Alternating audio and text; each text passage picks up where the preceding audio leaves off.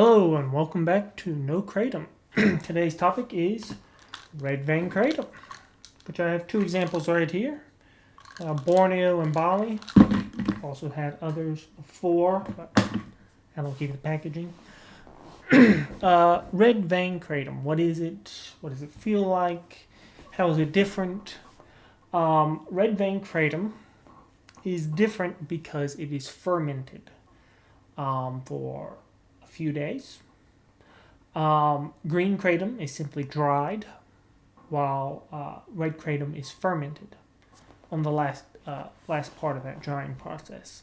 This makes it have a higher concentration of the mitragynine compound, which is the main active ingredient that gives you the effects of kratom.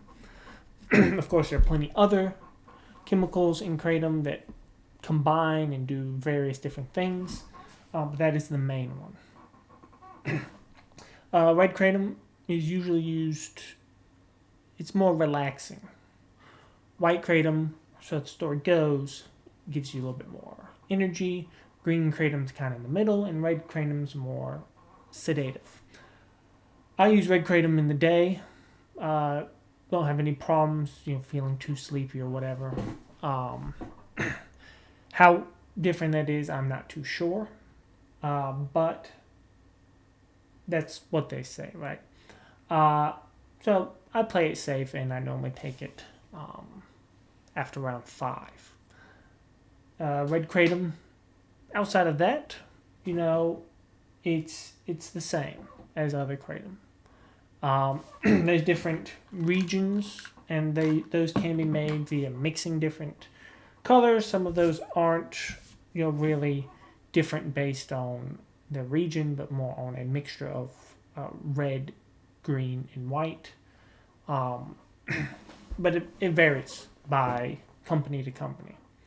So if you're looking to try kratom, red kratom is a perfectly valid choice. Some say it's more relaxing. White kratom has the veins in it. So when I say vein, it's not actually the leaves. There's a common misconception of the leaves. The veins are either white, green, or red, and that's what makes it different. That's not what makes it different. What makes it different is the fermentation, and it gets more of a darkish hue to it, which is why they call it red. It's not related to the vein. In fact, red kratom doesn't have any of the vein in it. Neither does green. White is what has the vein in it, and it just has all the vein in it. Right? It has the leaf, and then they add back the vein. So it's really just slightly fermented kratom. It's not fermented like vinegar or alcohol or anything like that. It's nothing like that. It's just a dry fermentation process. Which I think gives it a little bit more kick, maybe. But at the end of the day, it's the same as other kratoms.